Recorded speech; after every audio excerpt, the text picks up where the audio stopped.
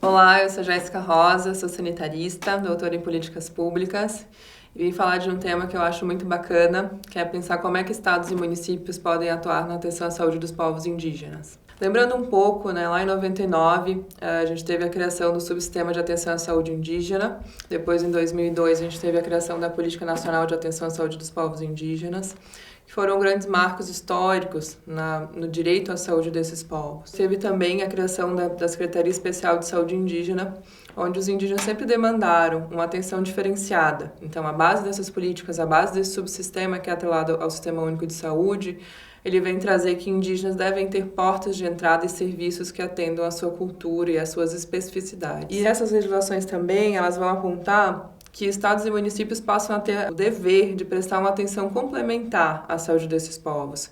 Então, a gente tem um diferencial muito grande quando a gente olha o SUS geral, porque o SUS geral ele é municipalizado em determinado momento da história.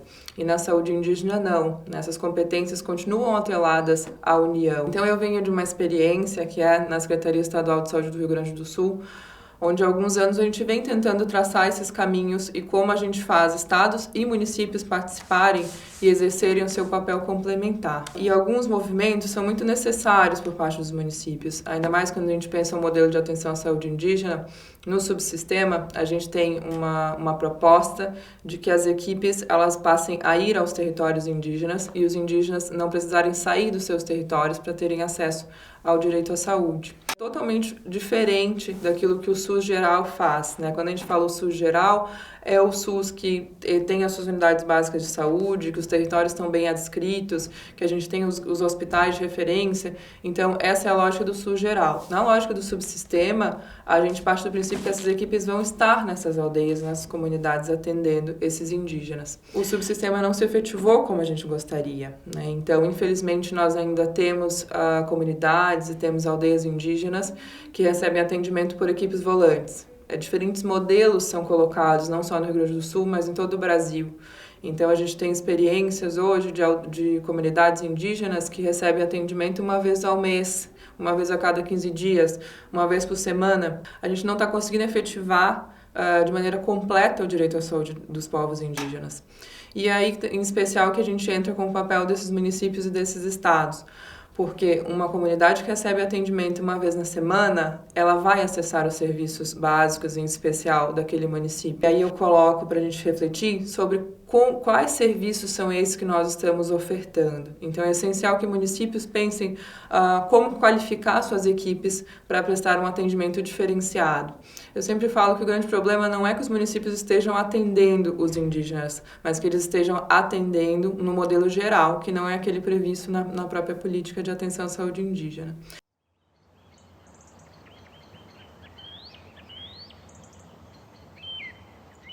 É essencial garantirmos, no âmbito do controle social dos municípios, a presença dos indígenas, a exemplo do município de Porto Alegre, no Rio Grande do Sul, que possui uma Comissão Municipal de Saúde Indígena. É uma maneira diferente de você pensar como é que os indígenas vão exercer o seu direito de controle social. Quando a gente fala de controle social, quando a gente fala de conselho de saúde, a gente está falando de premissas do SUS geral. Mas como é que a gente pensa um espaço específico para os indígenas terem voz nesse controle social? A gente tem esse exemplo de uma comissão municipal.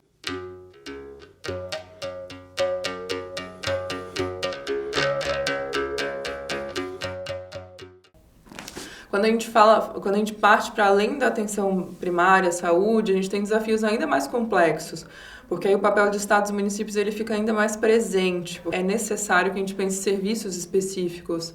Então, quando a gente está falando de um centro de atenção psicossocial e a gente está falando que aquele serviço ele atende a todos, ele talvez não chegue, não alcance comunidades e povos tradicionais, E talvez não chegue nos indígenas como a gente gostaria. Então, qual é o caminho? O caminho é a gente colocar os indígenas de maneira contraditória nesses serviços, digamos assim, de qualquer maneira, ou a gente pode pensar caminhos para que lá naquele serviço aquele indígena esteja olhado de maneira diferente. Diferente não é o diferente exclusivo, mas aquele diferente que pensa a realidade daquele indígena, que pensa que ele vive numa comunidade que está distante daquele centro, daquele território, daquele município, daquela unidade básica.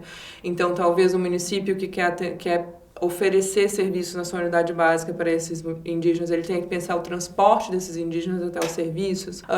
Quando a gente vai acessar serviços em âmbitos de hospitais, quando a gente vai ter, por exemplo, a ideia de olhar para os indígenas sistemas de informação. Olha o quanto é complexo. A gente pensa um subsistema de atenção à saúde indígena, a gente diz que eles devem acessar de maneira diferenciada o Sistema Único de Saúde, mas nossos sistemas de informação ainda não conseguem identificar essa diversidade nos sistemas. É urgente que a gente possa pensar nos nossos sistemas de informação, quais as intérfaces necessárias para que esse indígena seja olhado de maneira diferente e que daqui a pouco sim ele tenha portas de entradas diferentes, há diferentes especialidades que mais os acometem. Quando a gente vai tratar em aspectos culturais para determinadas etnias, só existe um problema de saúde enquanto há dores, há sensações latentes no corpo de que aquele problema existe. Como é que a gente pensa, né, nessa relação saúde e adoecimento e cura quando a gente está lidando na lógica indígena? Como é que a gente acolhe, por exemplo, o usuário indígena com tuberculose e um tratamento que é um tratamento longo? O sistema não está preparado para acolher aquele usuário por um longo prazo, que aquele indígena talvez não tenha o entendimento de que os sintomas vão passar, mas que o uso da medicação não pode cessar. E quando a gente parte para algumas pontas como saúde mental, a gente tem uma lacuna imensa, né, que ainda não foi pensada e que estados e municípios podem estar pensando, porque o atendimento de saúde mental que nós temos disponível hoje no subsistema, ele ainda é muito precário. Então, a gente tem uma cobertura de psicólogos, por exemplo, no Sistema Único de Saúde, que ela é muito pequena para a demanda que se tem. E a gente sabe que problemas como o uso de álcool e drogas estão cada vez mais entrando nessas comunidades. E aí a gente vai para outra ponta do processo. Os indígenas estão cada vez mais nos centros urbanos. E esses centros urbanos também vão trazendo novos problemas para essas populações. O município de Porto Alegre é um município com várias aldeias no seu território, algumas de difícil acesso. Como é que a gente organiza esse serviço para que esse indígena consiga acessar uma unidade básica de saúde, para que ele faça parte do sistema de regulação e tenha, né, uma necessidade de serviço regulada por aquele sistema, mas ele seja olhado do ponto de vista da política de saúde indígena.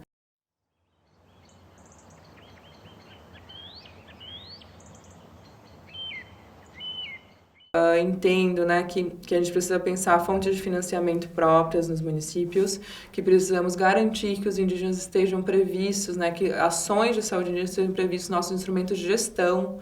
Então, é gritante se a gente olha planos municipais de saúde, de municípios com comunidades aldeadas que nós temos, e os planos municipais não enxergam essas populações. Porque é como se eles não fossem cidadãos daquele município, porque grande parte dos serviços ela está à parte. Porém, a gente tem que fazer uma retomada, né, no que é uma atenção diferenciada e o que é o papel complementar. Então, hoje, o Estado do Rio Grande do Sul ele tem uma política estadual de promoção da equidade, a primeira do país que discute a equidade. E nessa política, além dos indígenas, são contidas várias outras populações em situação de vulnerabilidade. Mas é um marco normativo. A gente começa a estabelecer nas normativas que saúde é essa que a gente quer também levar para essas populações. E no caso da política de equidade, ela tem como base a própria política de saúde indígena. Os municípios podem fazer movimentos similares e construir políticas de equidade ou políticas de saúde indígena. Então, a gente começar a estabelecer marcos legais também para que esses municípios tenham suporte. Outro exemplo que nós temos muito forte são fontes de financiamento. Hoje o Estado do Rio Grande do Sul financia os municípios para a qualificação da atenção à saúde que é prestada aos povos indígenas. Então, mesmo as equipes não sendo do Estado, mesmo elas não sendo dos municípios, porque elas estão vinculadas à União, nós temos um papel com essa equipe para que essa equipe opere no âmbito da atenção primária à saúde. E aí os estados e municípios estão com um papel imenso a desmembrar, né? Então, falar sobre atuação complementar é algo muito recente, mas é necessário falar sobre isso para que a gente consiga justamente pensar a atenção diferenciada na rede de atenção à saúde.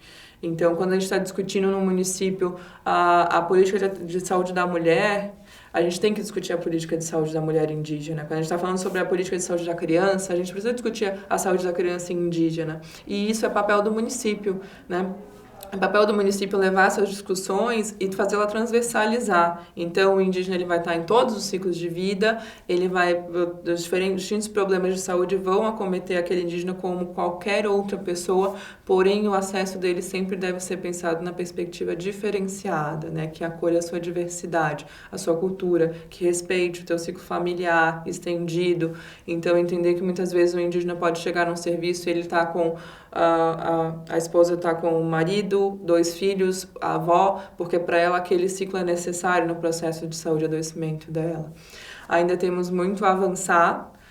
Normativamente não temos nenhum regramento que diga o que é uma atenção complementar, mas já estamos fazendo e operando lógicas de uma atenção complementar à saúde indígena que envolve ativamente o papel de estados e municípios.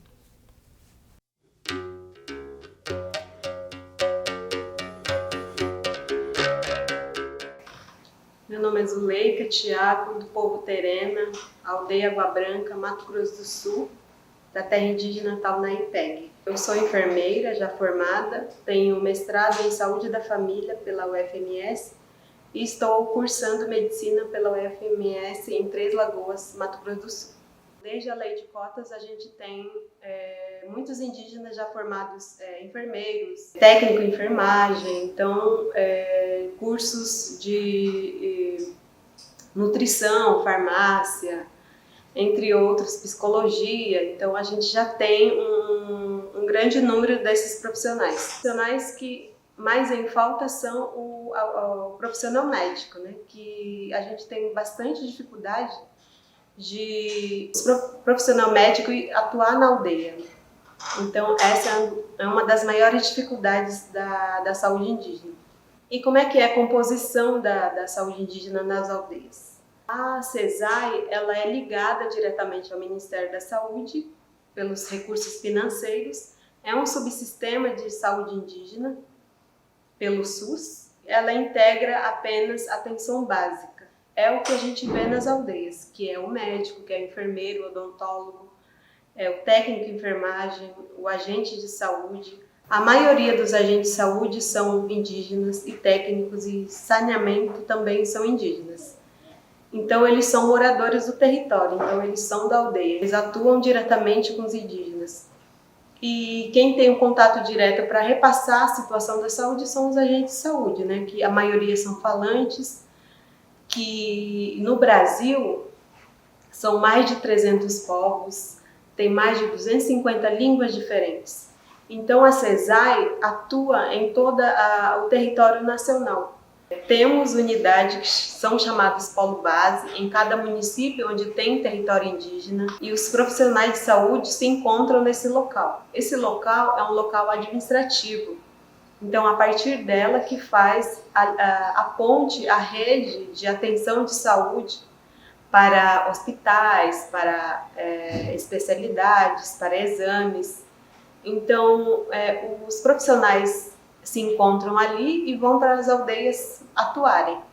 E retornam para aquele local de novo para ir para as suas residências. Então, aí nesse local que se encontra, né, é quando o indígena consulta no médico, ele vai pedir um exame, por exemplo, então vai para esse local, que vai marcar a partir da Secretaria de Saúde do município ou para o estado. E os indígenas estão nos territórios urbanos agora. Por que eles estão no território urbano? Porque em busca de emprego, de estudos, os indígenas estão na cidade, não quer dizer que eles não tenham vínculo na aldeia. Porque na aldeia estão os avós, estão os parentes, eles têm vínculo com essa população. Então, a gente vê um indígena na cidade, não quer dizer que ele deixou de ser indígena. Você, como profissional de saúde, deve já respeitar isso, né? Então, a gente sabe como é que é o contexto histórico dos povos indígenas do Brasil. Então, ele não está ali à toa. Você vai encontrar o indígena, atendê-lo, precisa respeitá-lo, porque ele vem a partir de um contexto diferenciado. Ele fala outra língua, ele tem prática de saúde diferente, tem um modo de ver o processo de saúde e doença de forma diferenciada, já que são mais de 300 povos. Então, isso é totalmente diferenciado, culturalmente, língua, tradição, entre outras visões de mundo. A gente vai encontrar indígenas nesse contexto. O indígena, ele é munícipe. Apesar da aldeia estar na área rural, ele faz parte do município. Então, tem a prefeitura, tem a Secretaria Municipal de Saúde. Então, qualquer lugar que ele for, ele precisa ser atendido, ele precisa ser respeitado. E também outros desafios como o indígena que é atendido na aldeia ou na cidade, ele vai para a fila de espera natural do SUS, onde todo mundo já entra nessa fila de exame, de especialidade, de consulta, de internações. Esse é o contexto que demora muito, porque fica na aldeia, vai para a cidade, vai para o hospital. E como é que fica essa forma de atendimento? Eu atuei como enfermeira assistente e também como coordenadora técnica do Polo de Aquidauana, lá em Mato Grosso do Sul. Como é que era essa realidade dos povos indígenas, né? O indígena tem o acesso à saúde direto pela atenção básica pela CESAI nas aldeias, certo? Então, mas quando o indígena vai para a cidade, porque ele precisa fazer exame, precisa consultar com um médico especialista, ortopedista, cardiologista, por exemplo, precisa ir para o pronto-socorro, precisa ir para o hospital, esse é um dos maiores desafios enfrentados. Porque quando o indígena chega lá, ele pode sofrer preconceito, discriminação, que infelizmente acontece, a demora no atendimento, a demora principalmente no agendamento pelo CISREG, que é o Sistema de Regulação do Agendamento de Consulta Especializada e Exames. Então, o indígena fica muito tempo aguardando esse exame ou essa consulta. É prejudicial para a sua saúde, porque há muito tempo à espera e o indígena fica sofrendo, aguardando até marcar, demora 6 meses, 1 ano, infelizmente pode levar a óbito se não prosseguir essa evolução. Então, um dos maiores desafios é isso. E também, quando, por exemplo, o indígena chega no hospital, alguns médicos ou profissionais mesmo falavam, o indígena é da CESAI, é da FUNAI. Não, o indígena não é só da CESAI e da FUNAI, o indígena é do Brasil, é do município, como eu deixo sempre claro, né? Ele é munícipe, ele é votante, então ele precisa ser atendido em qualquer lugar. Você, como profissional de saúde, você vai atendê-lo, você vai procurar entender a questão tradicional, histórica, respeitá-lo, porque ele está ali precisando de um procedimento médico, de uma avaliação, de um resultado de alguma coisa, ele vai te procurar para isso, questão de saúde, que ele precisa desse acolhimento, desse respeito. É isso que eu quero repassar para vocês, que seja um bom curso e a gente dá prosseguimento à questão de saúde indígena como saúde integral e de qualidade para os povos indígenas do Brasil.